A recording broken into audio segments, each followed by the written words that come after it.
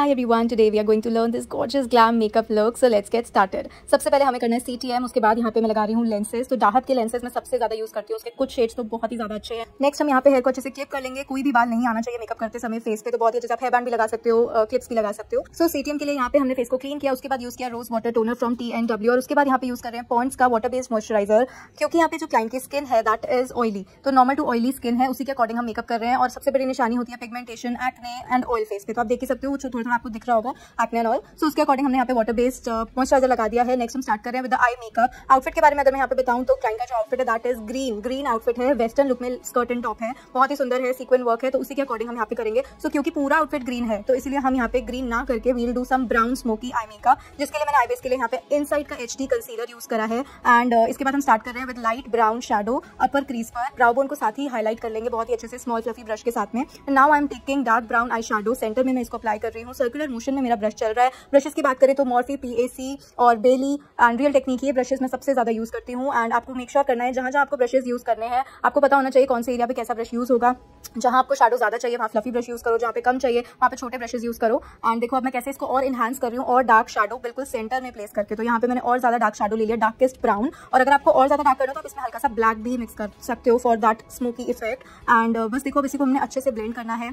अपर crease पर आपको light brown shadow रखना है, सेंटर पर आपको डार्क ब्राउन रखना है, और यहाँ पे मैं क्रिएट कर रही हूँ एक लाइनर लुक शैडो से ही, black and brown eye shadow को मिक्स करके मैं यहाँ पे लाइनर क्रिएट कर रही हूँ। और आप देख सकते हो कितना सिंपली ये कितना अच्छा लुक आ चुका है ऑलरेडी। आपको इसके लिए जस्ट छोटा सा ब्रश लेना है, any flat brush you can use the smallest one, और इस तरीके से आपको थोड़ा थोड़ा ब्लेंड करना है और डार्केस्ट शेड लेना है, डार्केस्ट ब्राउन या फिर ब्लैक और ब्राउन का मिक्स। नेक्स्ट हम अप्लाई कर रहे हैं लैशेस, क्योंकि इनके आई स्पेस बहुत छोटा है तो हम यहाँ पे छोटी आई लैश यूज करेंगे, बहुत ज्यादा बड़ी आई लैश यूज नहीं करेंगे। सो यहाँ पे हमने अभी चेक किया कि कौन सी लैश सबसे ज्यादा अच्छी लग रही है। सो यहाँ पे हमें मीडियम लैशेस ज्यादा अच्छी लग रही है तो हम वही लगाएंगे। एक बार लाइनर को और एनहांस कर लिया मैंने, और जो थोड़ा थोड़ा एक्स्ट्रा हो रहा था उसको कॉटन बड की हेल्प से क्लीन कर लिया।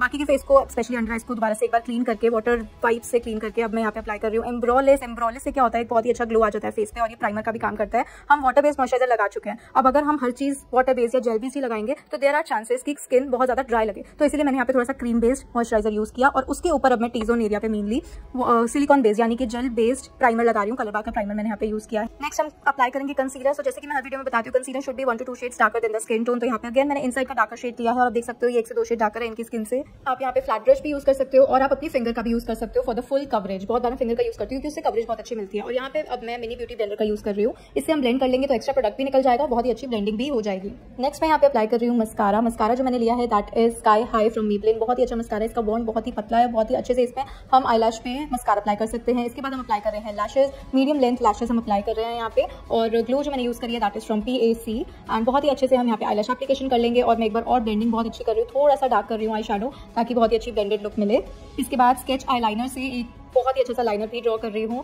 एक तो इससे क्या होता है कि आईलैश लगाने के बाद ना ग्लू दिखती है वो भी नहीं दिखेगी, और आईलैश ऊपर नीचे अगर लग जाए तो वो भी नहीं दिखती है, तो ये बहुत जरूरी स्टेप होता है। सो लेफ्ट वाले आईलैश का आई थिंक ग्लू नहीं लगा हुआ है, इसलिए मैं फटाफट से लाइनर वाला काम पहले कर रही हूँ, और ये यहाँ पे अब मैं दूसरी आईलैश भी अच्छे से स्टिक कर दूंगी। कॉर्नर्स हमें बहुत अच्छे से, inner corner and outer corner बहुत ही अच्छे से स्टिक करने हैं प्रॉपर्ली, जिससे कि लैश बिल्कुल भी ना निकले। एंड ये देखो मैं इसको फिर से एक बार क्लीन कर रही हूँ, अच्छे से लगा रही हूँ, अप्लाई कर रही हूँ। नेक्स्ट हम अप्लाई कर रहे हैं फाउंडेशन जो मैं यहाँ पे यूज कर रही हूँ that is Huda Beauty in the shade Amrezy. आपको पता ही है कि हुडा ब्यूटी की एक तो कवरेज भी कितनी अच्छी है, थिक फाउंडेशन है, ऑयली स्किन के लिए, एक्ने स्किन के लिए परफेक्ट फाउंडेशन है, तो वही मैं यहाँ पे यूज कर रही हूँ बहुत ही अच्छे से, और देखो कितनी अच्छी हमें यहाँ पे कवरेज मिल रही है। सो दो चीज आप कर सकते हो, अगर आपको कवरेज अच्छी चाहिए तो आप प्रोडक्ट ज्यादा लगा लो, और अगर आपको नेचुरल फिनिश चाहिए तो आप प्रोडक्ट थोड़ा सा कम लगाओ, लेकिन उसमें आपको थोड़ा सा प्रॉब्लम्स दिखेंगी। तो आप ये क्लाइंट को मेक श्योर कर सकते हो पहले कि मैम अगर आप चाहते हो कि सब कुछ हाइड करना है तो थोड़ा सा हेवी लुक आएगा, और अगर आप चाहते हो कि नेचुरल लुक चाहिए और थोड़ा बहुत अगर प्रॉब्लम दिख भी रही है कोई दिक्कत नहीं है तो फिर आप कम प्रोडक्ट लगाओ। इसके बाद टार्ट शेप टेप मैंने ले लिया है in the shade light neutral, और उससे हाईलाइटिंग कर दी है, हाईलाइटिंग पॉइंट्स पर बहुत ही अच्छे से ब्लेंडिंग करनी है। ब्यूटी ब्लेंडर जो मैं यूज कर रही हूँ that is damp beauty blender, आपको बिल्कुल भी ड्राई या फिर बहुत ज्यादा गीला ब्यूटी ब्लेंडर नहीं यूज करना है, डैम्प यूज करोगे बहुत ही अच्छी ब्लेंडिंग होगी।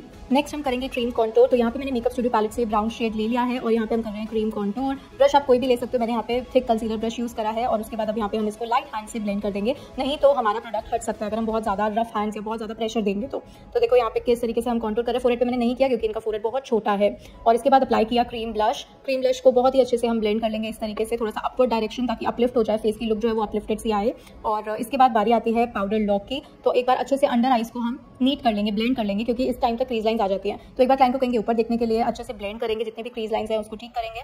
उसके बाद फट से पाउडर लॉक करेंगे। यहाँ पे जो मैं यूज़ कर रही हूँ that is air spun powder, और ट्रांसलूसेंट पाउडर ही है, बहुत ही अच्छा है। 1000-1200 की रेंज में इतनी अच्छी क्वांटिटी में आपको वाटरप्रूफ पाउडर मिल जाता है, बहुत बढ़िया है। इसके बाद बारी आती है हूला। यहाँ पे मैं यूज़ कर रही हूँ bronzer which is from Benefit Hoola, बहुत ही अच्छा है। एंड सेम जहाँ पे हमने क्रीम कॉन्टूर किया वहाँ पे अब ये हम पाउडर कॉन्टूर कर रहे हैं। नोज करना मत भूलना, जितनी पास लाइन्स बनाओगे नोज पे उतनी शार्प लगेगी। एंड इसके बाद बारी आती है ब्लश की। फॉरएवर 52 पैलेट से हमने यहाँ पे ब्लश लिया है और बहुत ही अच्छे से अप्लाई कर देना है क्रीम ब्लश के ऊपर ही। बेसिकली नोज और चिन भी मैं ऐड करती हूँ, इससे बहुत फ्रेश और बहुत अच्छी लुक आती है।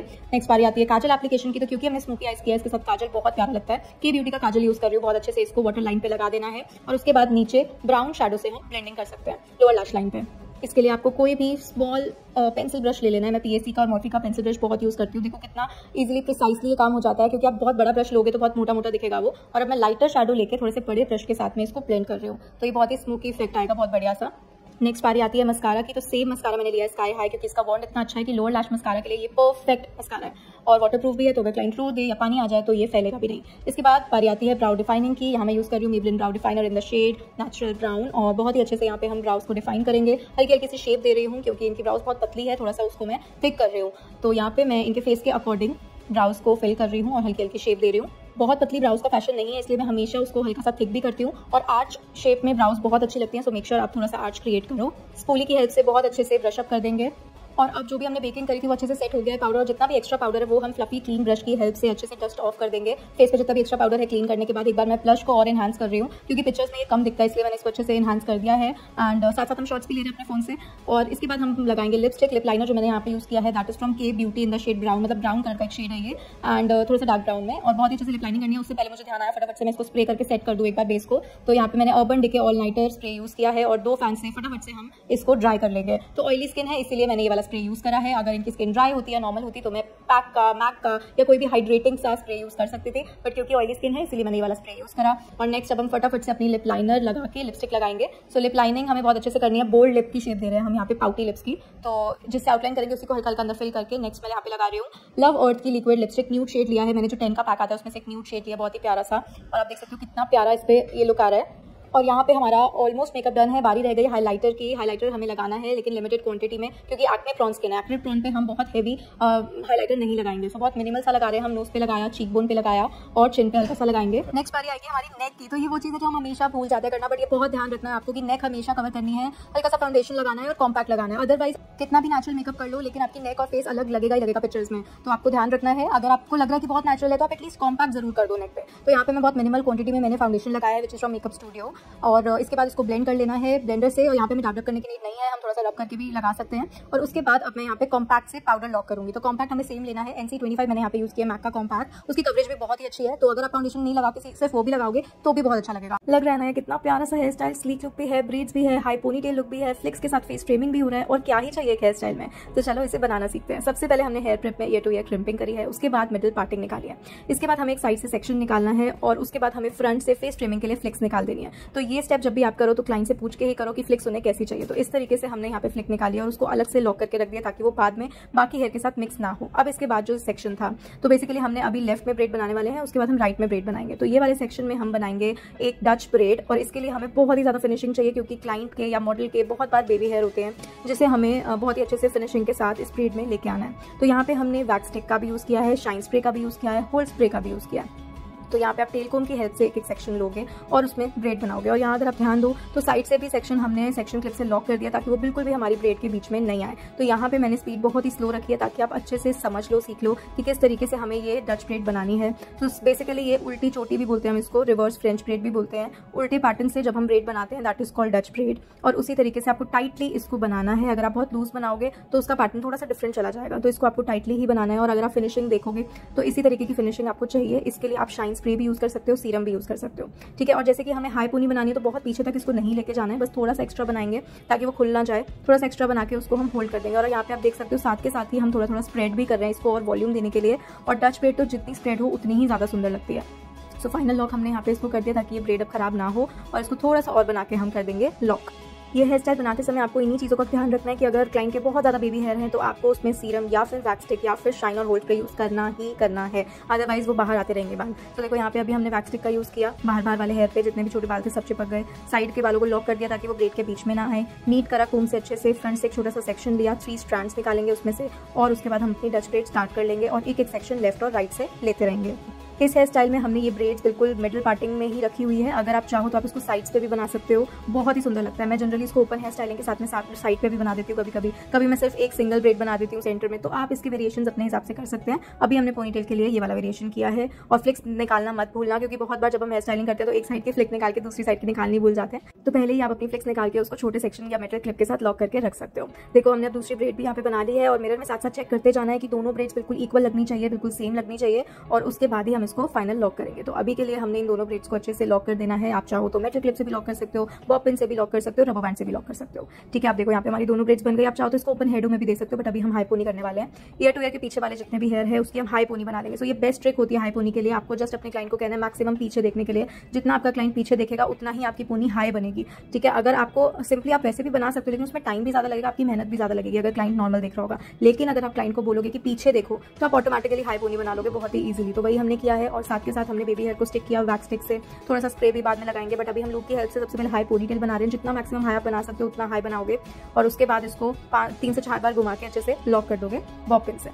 सो यहाँ पे हमारा फाइनल लॉक भी हो गया है पोनी का, और आप देख ही सकते हो अभी से कितना अच्छा लुक आ रहा है। अभी हम इसमें और अच्छी वॉल्यूम देंगे, और यहाँ पे मुझे ऐसा लगा कि थोड़ी सी और हाई होनी चाहिए, तो मैंने इसको हल्का सा और हाई कर दिया। ठीक है, और यहाँ पे अब हम बैककॉम के बाद इसको और अच्छी सी वॉल्यूम भी दे देंगे। अब बारी आती है साइड सेक्शंस को लॉक करने की। तो यहाँ पे हमें साइड का सेक्शन ले लेना है, उसे बहुत ही अच्छे से नीट करना है और बॉब पिन से लॉक कर देना है। और जब भी बात आती है नीट करने की, तो हमें 2 स्प्रे यूज़ करने होते हैं। One is hold spray and one is shine spray. Hold spray हमारा होल्डिंग का काम करता है, शाइन स्प्रे शाइन देने का काम करता है। और यहाँ हम वैक्स स्टिक इसलिए यूज़ कर रहे हैं, फर्स्ट क्योंकि ये स्लीक हेयर स्टाइल है, सेकंड क्योंकि क्लाइंट के बहुत ज़्यादा फ्लाइंग हेयर है यानी बेबी हेयर है, को सेट करने के लिए। यहाँ पे आप देख सकते हो हम फिनिशिंग कोम का भी यूज कर रहे हैं, ताकि बहुत ही अच्छी सी हमें एक स्लीक और बहुत फिनिश्ड लुक मिले। और हमने इसको बॉब पिन से लॉक कर देना है सेक्शन को, और जहाँ जहाँ से भी आपको नीड लगे वहाँ से आपको ये वैक्स स्टिक का यूज़ कर लेना है। सेम दूसरी साइड पे करेंगे, पहले नॉर्मल नीट करा, उसके बाद स्प्रे करा, वैक्स स्टिक यूज़ करी, और उसके बाद उसको बॉब पिन से लॉक कर देंगे।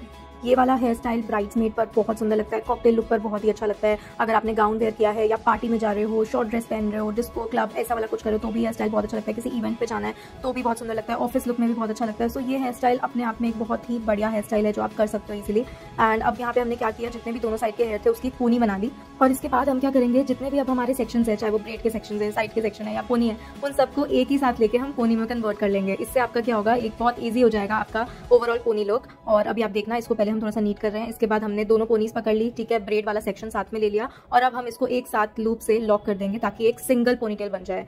तो यहाँ पे हम एक सिंगल पोनी बना रहे हैं, और ध्यान रहे यहाँ पे आप डबल रबर बैंड का ही यूज़ करना, कभी भी सिंगल का यूज़ मत करना। अगर वो गलती से टूट गई तो आपके सारे बाल बिखर जाएंगे। तो हमेशा डबल रबर बैंड का ही लूप यहाँ पे यूज़ करना आप। और देखो कितनी इजीली और कितनी अच्छी है हाई पोनी हमारी बन गई। अब बस एक ही चीज़ बची है, दैट इज बाउंस। और एक और चीज़ है जो हम कवर करेंगे रबर बैंड को, तो दोनों ही बहुत जरूरी है। तो एक रैंडम सा सेक्शन ले लेना है, ठीक है, उसको हमें नीट करना है। तो यहाँ पे वैक्स स्टिक का हमने यूज़ किया उसको नीट और स्प्रेड करने के लिए, एंड इसके बाद हमें उसको रैप करना है रबर बैंड को बहुत ही अच्छे से।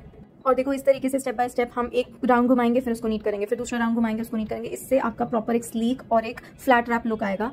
और साथ के साथ अगर आप नीट करते रहोगे तो आपके जितने भी बेबी हेयर है ना वो बिल्कुल भी तंग नहीं करेंगे।